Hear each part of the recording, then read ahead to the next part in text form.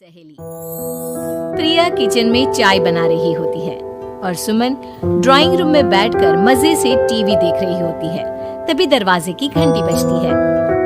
प्रिया, जरा देखना तो कौन आया है। देखती हूँ मम्मी जी। प्रिया दरवाजा खोलती है तो सामने पड़ोस वाली विमला आंटी खड़ी होती है। नमस्ते आंटी जी, कैसी हैं आप? मैं तो बिल्कुल ठीक हूँ बेटा, पर तेरी सास को क्या हुआ है? आजकल कहीं दिखती ही नहीं है। जब देखो तब टीवी के आगे जमी रहती है। अंदर तो आइए आंटी। अरे ओ दीपक की अम्मा, कहाँ हो? अरे विमला, आओ आओ, क्या बात है, बड़े दिन बाद याद आई तुम्हें मेरी। मैं तो हमेशा ही तुम्हें याद करती हूँ, पर तुम ही गायब रहती हो और आजकल तो बाहर भी नहीं आती जाती। तबीयत तो ठीक है ना तुम्हारी? अरे तबीयत को क्या होना है, इस उम्र में तो कुछ ना कुछ लगा ही रहता है। मेरी छोड़ो, तुम ये बताओ कि क्या चल रहा है गली मोहल्ले में। तुम गली मोहल्ले की छोड़ो, चल तो तुम्हारे पड़ोस में रहा है। तुम्हारी नई सहेली आई है। मेरी कौन सी नई सहेली? ना तो यहाँ मस्तूर से बातचीत कर लेती हूँ या फिर बाजू वाली शर्मा की बहू से दो चार बातें कर लेती हूँ। इसीलिए तो कहा कि तेरी नई सहेली आई है। अब कोई पड़ोस में आया है तो बात तो होनी ही है। कम से कम इसी बहाने हमारा भी एक ग्रुप बन जाएगा। फिर सब मिलकर अपनी बहुओं की शिकायत किया करेंगे। दोनों हंसने लगते हैं। तभी प्रिया चाय लेकर आती है और सामने टेबल पर रख देती है। दोनों चाय पीती हैं और बातें करती हैं। चलो मैं चलती हूँ, अब कल मिलते हैं। राम राम।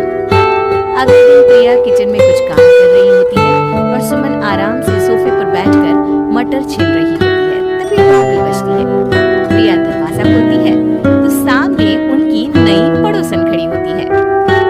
जी, आप कौन? मैंने पहचाना नहीं।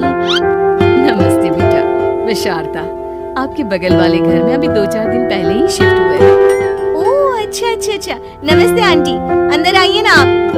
देखिए तो मम्मी जी, आज कौन आया है। इतना कहकर प्रिया किचन में चाय बनाने चली जाती है। नई पड़ोसन को घर पे देखकर सुमन थोड़ा हैरान हो जाती है। नमस्ते बहन जी, मैं शारदा, आपकी नई पड़ोसन।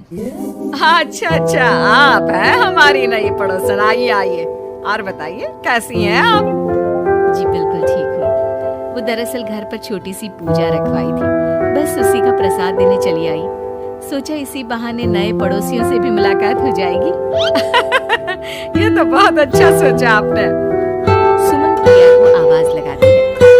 अरे ओ बहू, जरा चाय पानी का तो आके पूछ लो।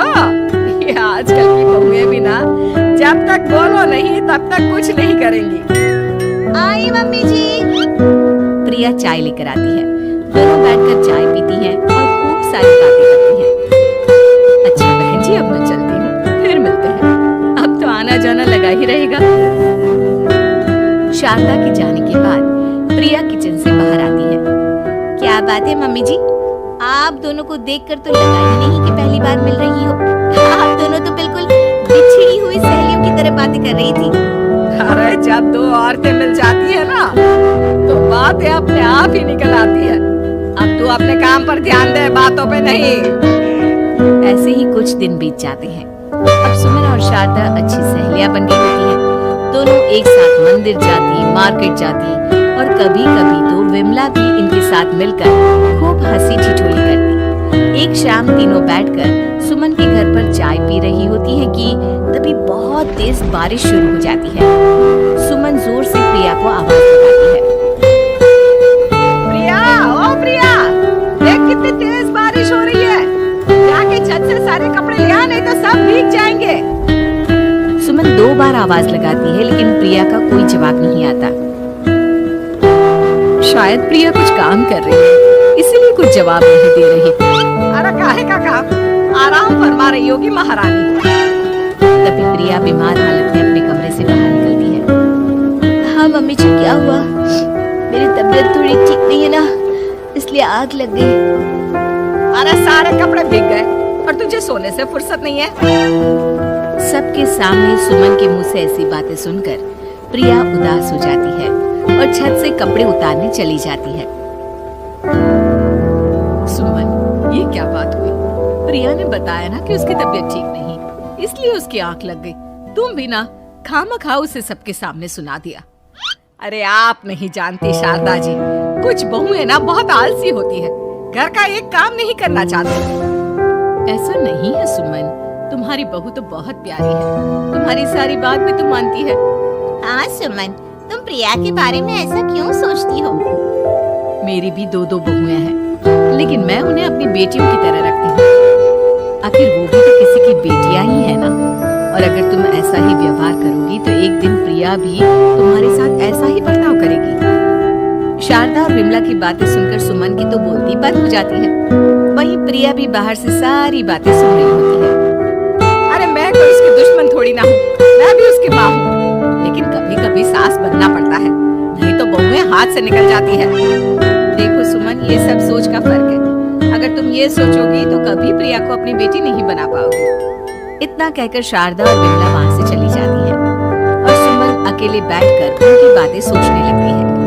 अगले दिन प्रिया और दीपक अपने कमरे में बैठकर बात कर रहे होते हैं और सुमन उनके कमरे के बाहर कुछ काम कर रही होती है और उन दोनों की बातें सुन लेती है। दीपक, तुम्हें पता है हमारे पड़ोस में जो शारदा आंटी है ना, बहुत अच्छी है। अच्छा, ऐसा क्या हो गया जो तुम्हें वो इतनी अच्छी लगने लग गई? कुछ खास नहीं, बस कल जब मम्मी जी मुझे सबके सामने सुना रही थी तो शारदा आंटी ने मेरा साथ दिया।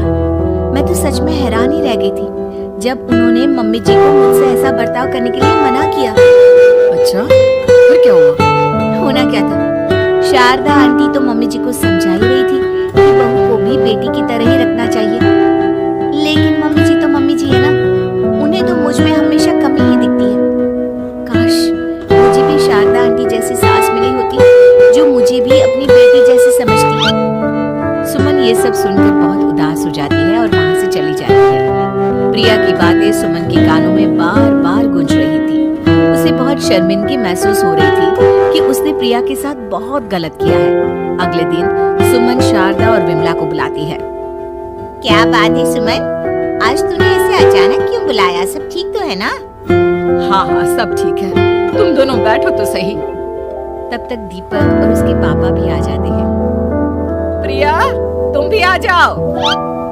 क्या हुआ मम्मी जी, आपने बुलाया? हाँ प्रिया बेटा, मैं आज सबके सामने तुमसे माफी मांगना चाहती हूँ। मैंने आज तक तुम्हारे साथ बहुत बुरा व्यवहार किया है, लेकिन तुमने कभी भी मेरे साथ बुरा बर्ताव नहीं किया। मुझे अपनी गलती का एहसास हो गया है, हो सके तो मुझे माफ कर देना। प्रिया अपनी सास की बातें सुनकर हैरान हो जाती है, उसकी आंखों में आंसू आ जाते हैं। प्लीज मम्मी जी, आप मुझसे माफी मत मांगिए, मैं भी आपकी बेटी ही हूँ।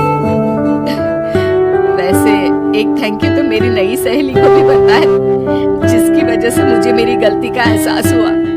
शारदा बहन, आपका बहुत बहुत शुक्रिया जो आपने मेरी आंखें खोल दी। अरे क्या सुमन, तुम भी ना। तो फिर इसी बात पर चाय और पकोड़े हो जाए? हाँ क्यों नहीं।